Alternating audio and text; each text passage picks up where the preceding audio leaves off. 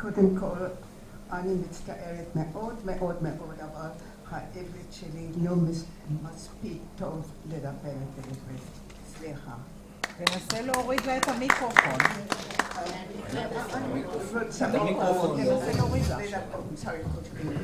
I want to just first tell you that thank you, yes. I was in fact born in India, in Calcutta, and so if you want to ask anything about life over there, I'd be very happy to tell you about it. I stayed there till I was about 20 years old, so I know what I'm talking about.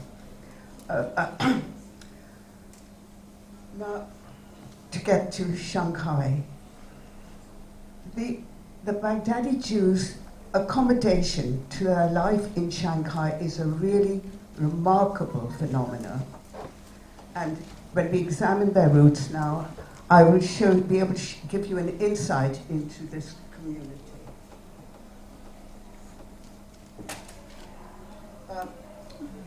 Baghdadi Jews were proud of their rich Babylonian heritage. They traced their roots back as far as 598 BC, when Nebuchadnezzar, king of Babylon, conquered the kingdom of Judea and transported the Jewish captives from Judea to Babylon. The Babylonian Talmud was compiled by these Jews in their yeshivot, Tzura and Pumbedita, but these institutions declined in the 10th and 11th century. Baghdadi Jews, who numbered about 45,000, formed the third largest and most prosperous Jewish community in the Ottoman Empire. In the 1920s, they made up the largest single community in Baghdad and controlled up to 95% of its business. They were mainly merchants. And here we have a picture of a merchant and his wife. Around her neck you will see an amulet to protect her against the evil eye. Can anyone tell me what he's holding in his hand? Does anyone? And please tell me what was it used for? Do you know? The name of God. Oh, well, I was told that it was when they were doing a business transaction, they started at an odd beat, and if they continued to the end and it ended on an even one, then they went on with the transaction. And I met somebody who was using these beads, and he was extremely, extremely wealthy. In fact, it was Naim Dangour, so it certainly works. If that's true.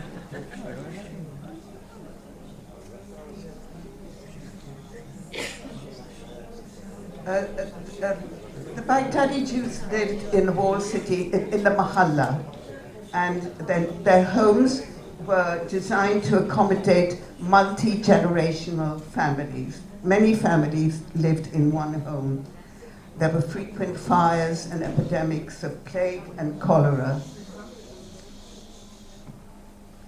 They passed their leisure time chatting, usually in cafes, chatting in their Judeo-Arabic and sipping Turkish coffee, which was flavored with cardamom, playing tawli, and puffing away at the hookah, the nagila, and eating garanim and drinking highly intoxicating arak, which I think you might all be familiar with. Now, as you can see from this picture, that they were influenced by the fashions of the Ottoman Empire, and we will see they'll be wearing red fez and a gown, coat, slippers, and up to the 1930s, women still wore long robes, wide-skirted dresses, pantaloons, headscarves, veils, and they adorned themselves with gold anklets decorated with bells. Now, the tremendous marriage expenses made having a daughter almost a tragedy. The greeting Mazel Tov after a girl was born, it was consoling, and they said, may she be followed by a boy. Now, initially girls from 8 to 10 years old were married to men as young as 18 to 20. An unmarried 15-year-old girl was considered as if she was a withered virgin. Now, you're all familiar with, that's the Judeo-Arabic that's what he was speaking, and here's, just to give you an idea, you're probably more familiar with this than I am, and Hakam Yosef Chaim, the Ben Ish Chai, he wrote that book. Now, he reproached Baghdadi women for grieving over the birth of a girl, and I'm going to quote him because I think it's a very moving quote. In her anguish, she might do herself harm and endanger herself. All this because she has experienced how even her relatives and closest friends ridicule and discredit the birth of girls. Also, her husband and his family may be saddened and make her feel that she has not done her best, but has done something disgraceful. As if she had been sent to the marketplace to buy a boy and brought home a girl instead. Women should understand a child is a gift of the Almighty, not created by a craftsman. It is the offspring of both parents. It's very meaningful, I think. On the eve of the wedding, the groom sent henna, sweets, wax candles, and shoes to the bride's home. A henna was painted on the bride's nails to protect her from al-Kapsa, and various groups of singers, each with their own repertoire, attended the ceremony. The wedding was a blend of ancient customs from the days of the Talmud. The dowry included jewelry and furniture. The groom contributed the mattress and bridal garments. Baghdadi Jews believed that evil spirits which roamed around the world had to be appeased. And they felt they were highly susceptible to the evil eye and wore the color blue and various amulets for protection against it. Let's see. Why isn't this going down?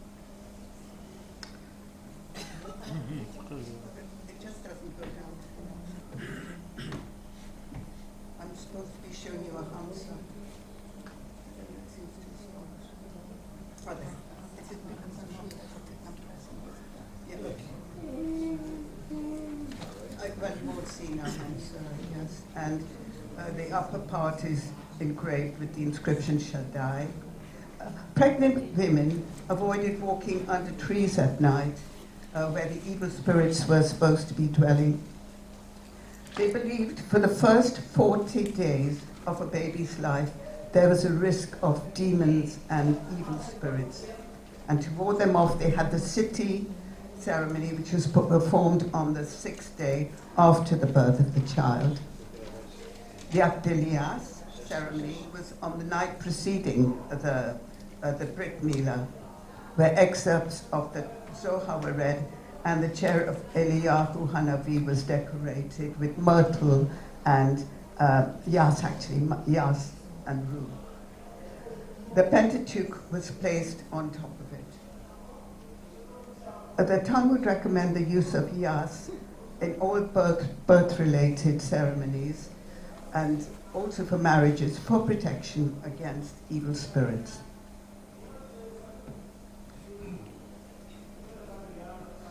Baghdadi Jews boasted talented musicians and had their own unique style of music, which we all heard last night. During the first half of the 20th century, they were virtually the only instrumental players in Iraq. They had their own brand of music. And also they had troops of female musicians that sang and played with tambourines at wedding parties where they were given money. Now that's a map of Shanghai. And I'm going to tell you that, as Chavez mentioned, David Sassoon pioneered the settlement of Baghdadi Jews in Bombay. This was about 1833. and established a vast commercial empire. And as he had done in Bombay, his son Elias initiated the settlement of Baghdadi Jews in Shanghai, and he also set up the institutions to make sure that they kept their identity and their traditions. That's Elias. Now, it's paradoxical. I mean, it's strange that Shanghai Baghdadi Jews, although they were committed to preserving their own Baghdadi traditions, they chose the title, the Sephardi Jewish Community of Shanghai. They should have said the Baghdadi Jewish Community of Shanghai.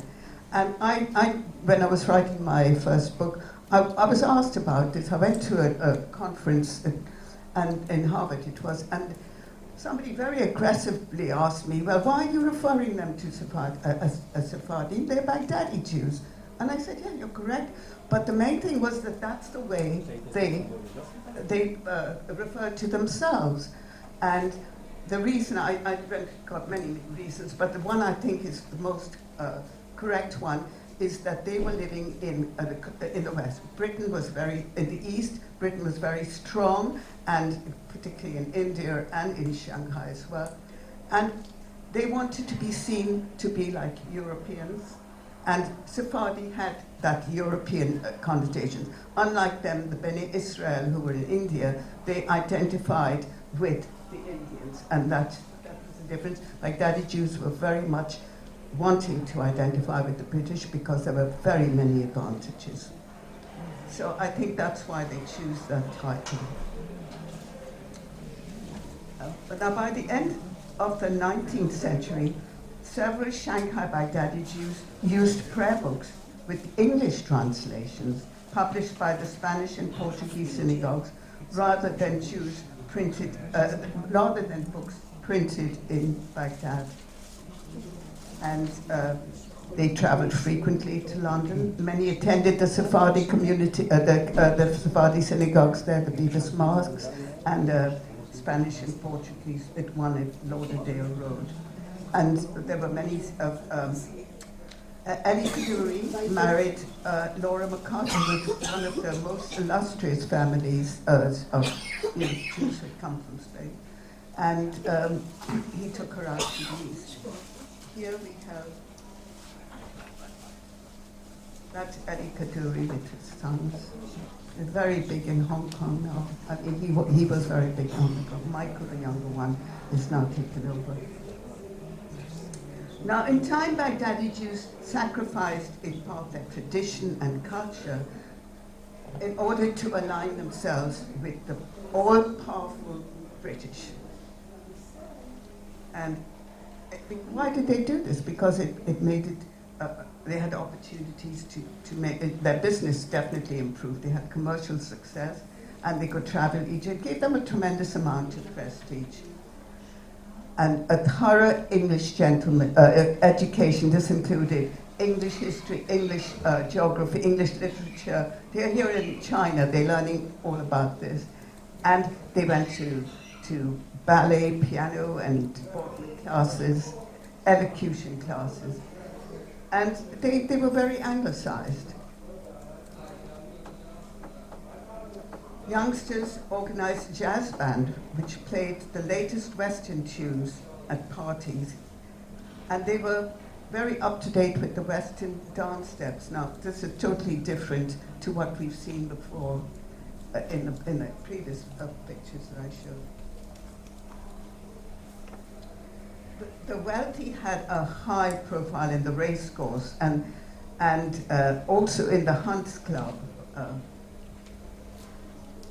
where they cut dashing figures. The boys they loved to play football, and they used to field the Jacobs, which is a very large family. Fielded a very good football team, and they used to have league matches. And they only lost when it rained because they all wore spectacles. So now we come. Now, Baghdadi Jews had a very strong Baghdadi Jewish identity, which was reinforced by religion, traditions, kinship, common history, and Baghdadis only married Baghdadis. They had close commercial ties, and not least their cuisine, the food that they ate. 10 minutes. Okay, I'll go quicker then. The Western-style architecture of their homes in Shanghai bore no resemblance to their typically Arab-style homes in Baghdad. Nevertheless, they generally continued to accommodate many generations of families. And they formed a very close community, which is hardly surprising considering they lived in such close proximity and had very close business ties and were either related by marriage or linked commercially. The older generation were continued to speak Judeo-Arabic, and they were accustomed to Arabic names and confused them with their Hebrew equivalents. They had Simha and Farha, both meaning joy. By the turn of the centuries, the Baghdadis adopted English equivalents of their names: Albert, Abdullah, Ellis, Eliyahu, Frederick, Farhaj, Florence, Farha, Katni, Khatun, Sally, Sakha, and Rose, Rama. Jews from Arabic centers in the Middle East rarely possessed the surnames until these became necessary in the mid-19th century for legal documents and passports. They often chose surnames showing their occupations, such as Shochet, Khabaz, and it's common for three brothers to have different surnames. But the most important thing was that although they anglicized their first names, their certain surnames remained distinctively Baghdadi, and it's a strong statement of identity. There was a conspicuous, a very noticeable transformation in the status of Baghdadi women. Parents no longer considered the birth of a daughter a calamity. As you see here, the Jewish school was co-educational. In fact, more girls than boys then. Shorthand, typing, and bookkeeping were part of the curriculum. So it became normal for girls to find employment as secretaries, generally in Jewish firms. Several Baghdadi women showed remarkable versatility by finding ways in which to make her living. And like Cecilia Abraham, his mother, opened a sausage factory in the backyard. And she milked cows from a large farm belonging to a Chinese family, made cheese, and sold it. Dan Mualem's mother, would purchase large quantities of food wholesale, and then she would sell them to friends and neighbors. And she ran a very successful Venus Cafe and Cabaret in partnership with her Baghdadi brother-in-law. When the partnership broke down, she worked in a fabric store. Her husband opened with a Russian gentleman. Here we see three. Several Baghdadi women played an important role in the community affairs, like Sophie Toeg served as president of the Shanghai Zionist Association. Her good English education enabled her to liaise with the elite of the wide society. And the Ladies' Benevolent Society distinguished themselves in the care for the poor.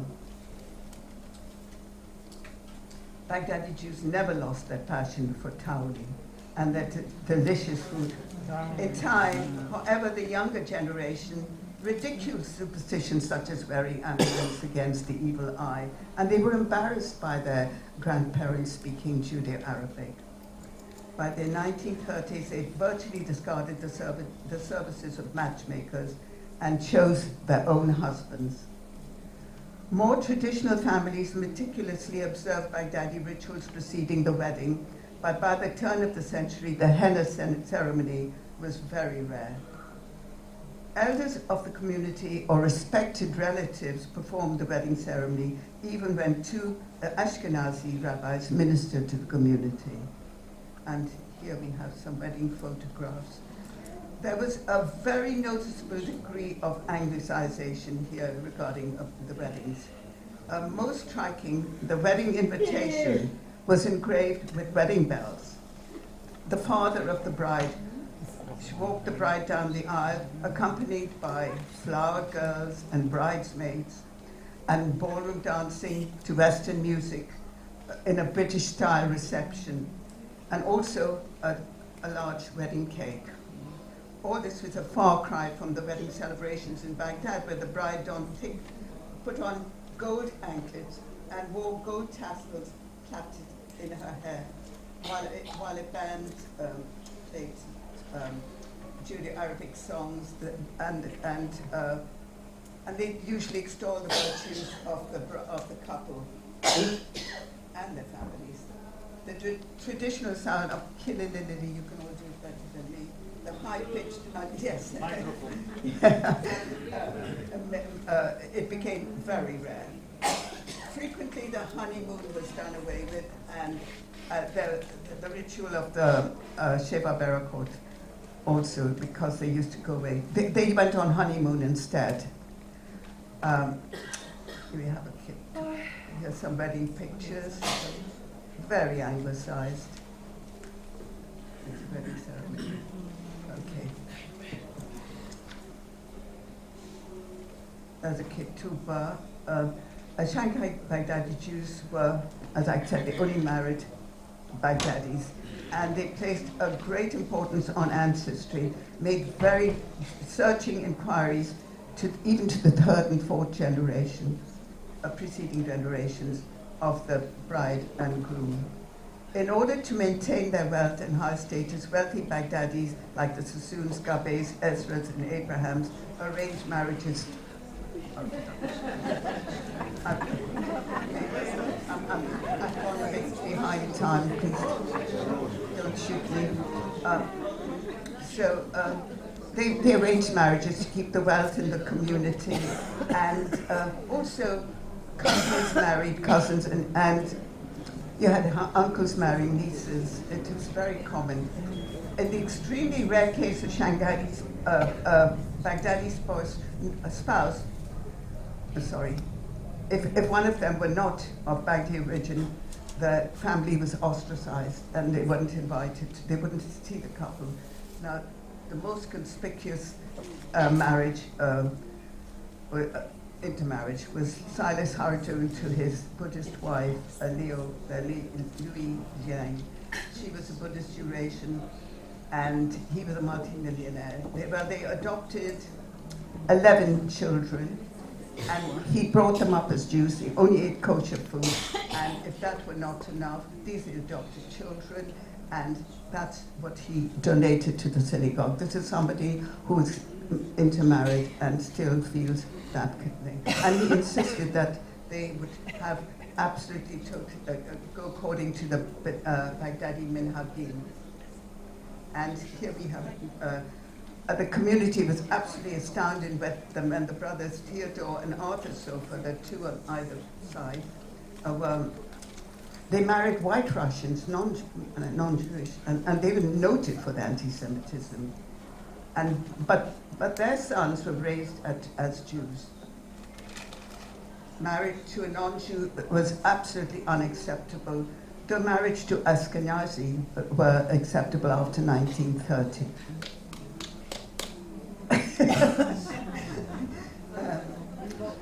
Now, this is one of the most surprising weddings here. You have a Baghdadi girl marrying a boy from the Mir Yeshiva, and the Amshiroba Rebbe was at their wedding. And he was, well, any Ashkenazi knows how famous he is, and here I just wanted to say that this is probably the furthest you can get away from the marriages we have seen in Baghdad.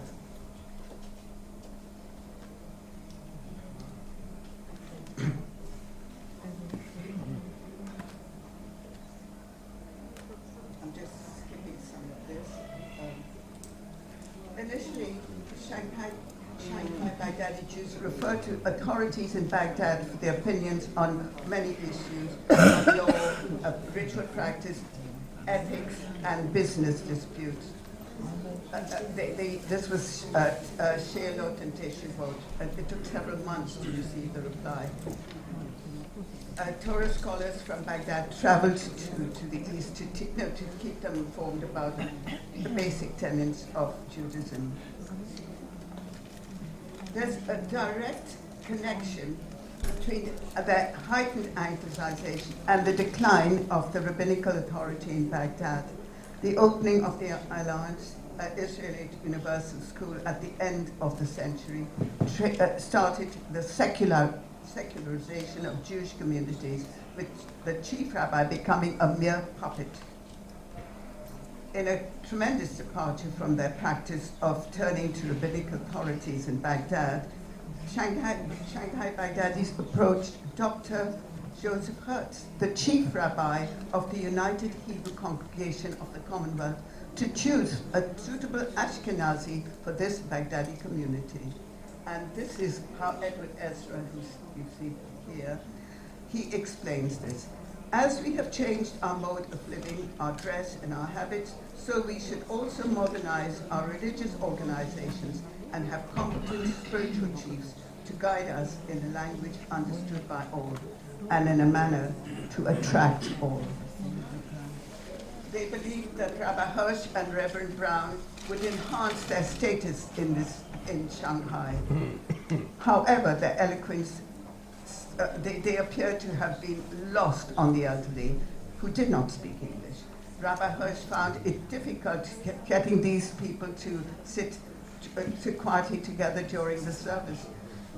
He had a tremendous challenge there. Now, Rebecca Tuig, who lives here in Israel, recalls... Dr. Maisie, we need to conclude. Okay, I'm going to... All right. I'll just end up with one paragraph.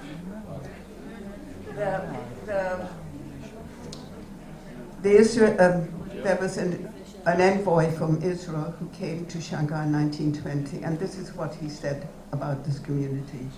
The buildings and the lifestyle they depict suggest that a great deal of energy was spent in amassing wealth and in the pursuit of pleasure. But to my surprise, I discovered a veritable stronghold of uncompromising Orthodox Judaism. I'm sorry for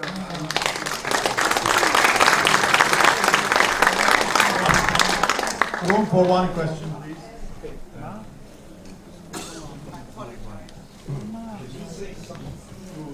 Of the Jewish Baghdadi community in Singapore. It's a very significant community. One of them is David Marshall, who became Prime Minister of Singapore, and in the late 70s, he was the ambassador of Singapore to Paris, where I met him. Then how did they arrive to Singapore on the way? I think this is another lecture. It's a vast subject. We'll conclude this session by thanking very much both of you.